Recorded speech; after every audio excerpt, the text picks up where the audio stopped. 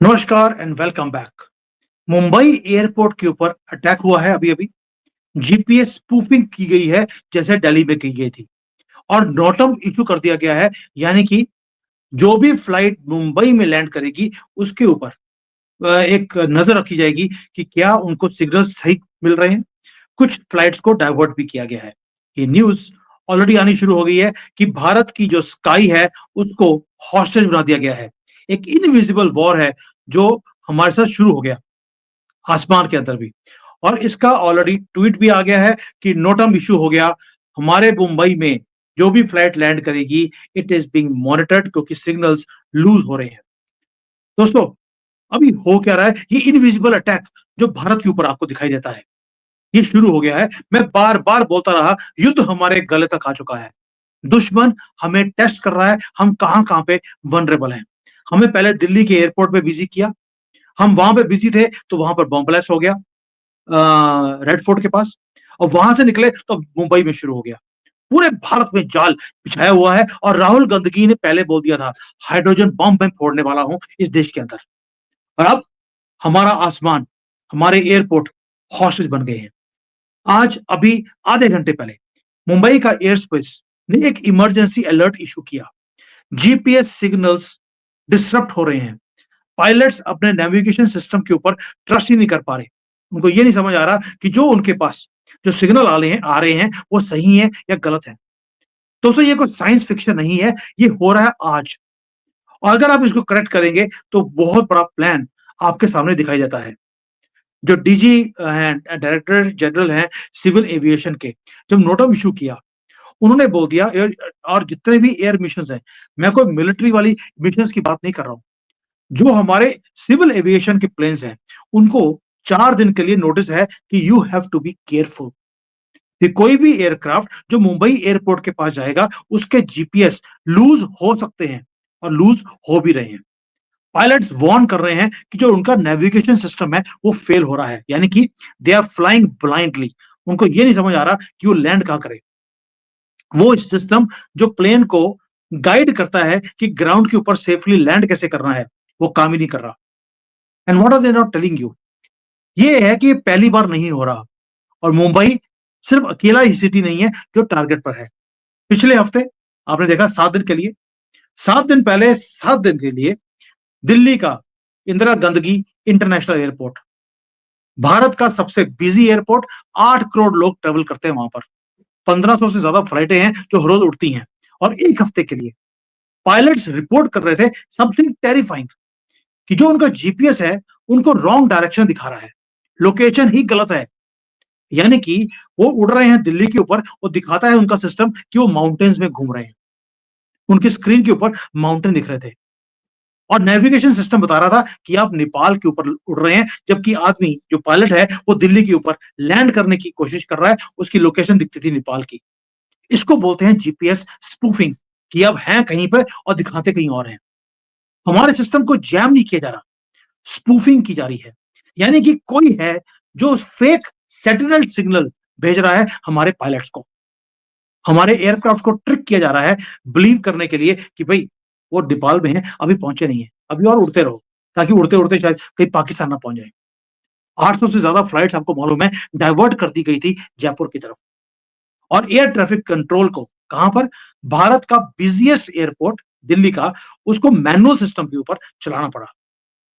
ये है हमारा मोस्ट कंजेस्टेड एयर स्पेस के अंदर ये काम हुआ है और ये कोई पहली बार नहीं हो रहा दिल्ली में।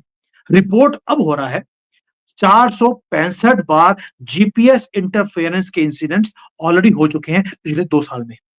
लेकिन हमारा सिस्टम अभी भी आउटडेटेड है, उसको अपग्रेड नहीं किया गया। दिल्ली के एयरपोर्ट के बाद अब मुंबई का जो इंसिडेंट हुआ है, मोस्ट सोफिस्टिकेटेड एंड डेंजरस ये मंसूबे हैं उनके। 3 मंसूबे आपने देख लिए। एक तो अमोनियम नाइट्रेट 3 टन, ये तो पकड़ा गया। बाकी कितना और पड़ा है अभी पता ही नहीं। वो बॉम्ब बना रहे हैं पूरे भारत में आग लगाने के लिए ताकि आपकी तरक्की रुक जाए। दूसरा, एयरपोर्ट्स को स्पूफिंग करनी शुरू कर दी, ये दूसरा काम है। और तीसरा, रेडिकलाइजेशन तो पूरे चरम सीमा के ऊपर ही है। बांग्लादेश पाकिस्तान ऑलरेडी एक्टिवेट है और भारत के अंदर जो पाकिस्तानियत है उसको भी इन्होंने एक्टिवेट कर दिया। और हमारे यहाँ पे जो अजीत डोभाल जी हैं, ये सारा कुछ जो हो रहा है उसकी इन्वेस्टिगेशन कर रहे हैं। He is launching a probe कि ये सारा जो स्पूफिंग है, ये नाइट्रोजन है, ये कहां से आ रहा है। क्वेश्चन ये नहीं है कि ये साइबर अटैक था, ये इंटेंशनल था, कोई इंटरनेशनल कॉन्स्पिरेसी है, कोई पाकिस्तान है, सीआईए है, या इससे भी बुरी चीज है वो अजीत डोभाल इसकी इन्वेस्टिगेशन कर रहे हैं।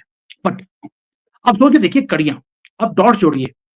पहले दिल्ली एयरपोर्ट का अटैक, फिर बॉम्ब इकट्ठे कर कर ये पूरे भारत में आग लगाने वाले थे 13 सिटीज में, अब मुंबई। डोंट यू फील कि जो हो रहा है वो एक मैसेज है? मैसेज है कि आपकी कंट्री हॉस्टेज ऑलरेडी हो चुकी है, हमें करने की जरूरत नहीं है, हम ऑलरेडी कर चुके हैं। एंड आप हमारी वॉइस को दबा नहीं सकते। वॉइस क्या है? वो गजबे हिंद करना है, पागलपन है एक, और वो जीतते हुए दिखाई देते हैं। हमने भी एंटी टेररिज्म के लॉज हैं उनको इन्वोक कर दिया कि अब शूट एट साइट है। और जो प्रिलिमिनरी फाइंडिंग्स है हमारी, वो ये है कि पाकिस्तान के साथ ये कड़ियां जुड़ती हैं। और प्रधानमंत्री मोदी ने बोल दिया it's a act of terror attack, यानी कि इट्स एक्ट ऑफ वॉर, और इसका जवाब वॉर की तरह ही दिया जाएगा। और साथ में ये बोल दिया कि एंटी नेशनल फोर्सेस इकट्ठे होकर ये काम कर रहे हैं। सबसे बड़ा एंटी नेशनल तो राहुल गांधी सरेआम घूम रहा है। और अब उन्होंने क्या किया है, एयरपोर्ट, रेलवेज, जो हमारी हेरिटेज साइट्स हैं, ये सारी की सारी वो हॉस्टेज बनाते जा रहे हैं। हमने भी बोल दिया हाई अलर्ट। और अब यूएस एम्बेसी ने बोला है अमेरिकन को कि आप बाहर मत निकलें भारत के अंदर। दोस्तों, ये वो कनेक्शंस हैं, कई ऐसे कनेक्शंस हैं जिसके बारे में कोई बात ही नहीं कर रहा। आपको कनेक्ट करने पड़ेंगे डॉट्स। जीपीएस स्पूफिंग 7 दिन के लिए, फिर बॉम्ब ब्लास्ट, और उसके बाद मुंबई। 3 इंसिडेंट्स 1 वीक, एक ही पैटर्न। पैटर्न रैंडम नहीं है, कोई टेक्निकल फेलियर भी नहीं है, क्योंकि सारे काम करने के लिए आपको सोफिस्टिकेटेड इक्विपमेंट चाहिए। सॉफ्टवेयर डिफाइंड होता है, वैसे रेडियो चाहिए जो उस सॉफ्टवेयर को चला सके। जीपीएस के सिमुलेटर चाहिए। ये सारी टेक्निक उनके पास है, और इस चीजों की टेक्नोलॉजी अवेलेबल है, लेकिन इनके पास एक्सेस मिल गया है उन सारी चीजों का। लेकिन आप सोच के देखिए, बॉर्डर की एरिया के पास जो बॉर्डर है अपना अफगानिस्तान का, सॉरी, बांग्लादेश का, पाकिस्तान का या चाइना का, वहां पर उसके पास स्पूफिंग होती है, समझ आता है। लेकिन दिल्ली के ऊपर, मुंबई के ऊपर, इसके लिए बहुत ज्यादा आर्मी लेवल की कोऑर्डिनेशन चाहिए, प्लानिंग चाहिए, इंटेंट चाहिए। आप टाइमिंग देखिए, दिल्ली का एयर स्पेस कॉम्प्रोमाइज हुआ, ग्राउंड सिक्योरिटी हमारी टेस्ट हुई, और अब मैसेज दिया जा रहा है आपके कोई भी सिटी का कोई भी स्काई हमारे कंट्रोल से बाहर नहीं है। We can strike you on the street और इन द एयर। और जीपीएस वॉरफेयर ये नया फ्रंटियर है, जहां पर ना तो बुलेट चलेगी, ना मिसाइल, ना ही वो आदमी विजिबल होगा जिसने किया है। सिर्फ फेक सिग्नल भेजने हैं एयरप्लेन को। और इम्पैक्ट, इम्पैक्ट रियल है, क्योंकि प्लेन आपका लैंड ही नहीं कर सकता। उसको ये समझ नहीं आता पायलट को कि मैं लैंड करूं कि ना करूं, ये जो मेरे पास सिग्नल आ रहे हैं वो सही है कि नहीं है। पता लगे सिग्नल दे दिया कि सामने एयरपोर्ट है, अब लैंड कर जाइए, वो होगा नीचे हाईवे, क्या करेंगे? और आपको मालूम है कि जो हमारे डिफेंस सिस्टम्स हैं, वो इन सारे थ्रेट्स को अभी ट्रैक नहीं कर पा रहे कि किसने किया है। हमारी जो इमरजेंसी सर्विसेज हैं वो नेविगेट नहीं कर पा रही है। और आपको मालूम है कि नेशन वाइड स्पूफिंग का जो टारगेट था, इन्होंने रिपोर्ट किया गया था मार्च के अंदर भी, लेकिन हमने कुछ नहीं किया। और अब क्या हो रहा है? 465 इंसिडेंट्स ऑलरेडी हो चुके हैं, कॉन्फ्लिक्ट जोन के अंदर भी, अब दिल्ली और मुंबई के अंदर भी। ये डीप इनसाइड भारत वो अटैक कर रहे हैं। And someone is testing our patience and vulnerability. और उनको हमारी वनरेबिलिटी पता लग गई है। दे हैव फाउंड इट कि हम देश की तरक्की में लगे हैं, वो करने नहीं देंगे। अब बिगर थ्रेट क्या है? दोस्तों, जो जीपीएस का जो सिग्नल है, अभी तो शुरुआत करी है, वो भी कहां पर? Most secure airports of India, Delhi and Mumbai. जो टीयर 2 टीयर 3 सिटीज हैं, उसमें तो कुछ सिस्टम ही होता नहीं है। उसको इजिली ये ओवर पावर कर सकते हैं, उसको फेक सिग्नल देकर ये कोई भी हादसा करवा सकते हैं। और हमारे जो कमर्शियल एयरक्राफ्ट हैं, वो इसी सिस्टम के ऊपर रिलाई करते हैं। हमारा इवन मिलिट्री सिस्टम इसके ऊपर डिपेंड करता है। वन सॉफ्टवेयर डिफाइंड रेडियो, ये सारी की सारी चीजों को डिस्टर्ब कर रहा है और $500 में मिलता है मार्केट में। और ये जो स्पूफिंग का काम है, ये पहले रशिया करता था, चाइना करता था, अभी पाकिस्तानियों ने करना शुरू कर दिया। यानी कि किसी को यहां पर टेक्नोलॉजी दी गई है, ये सब कुछ भारत में करने के लिए।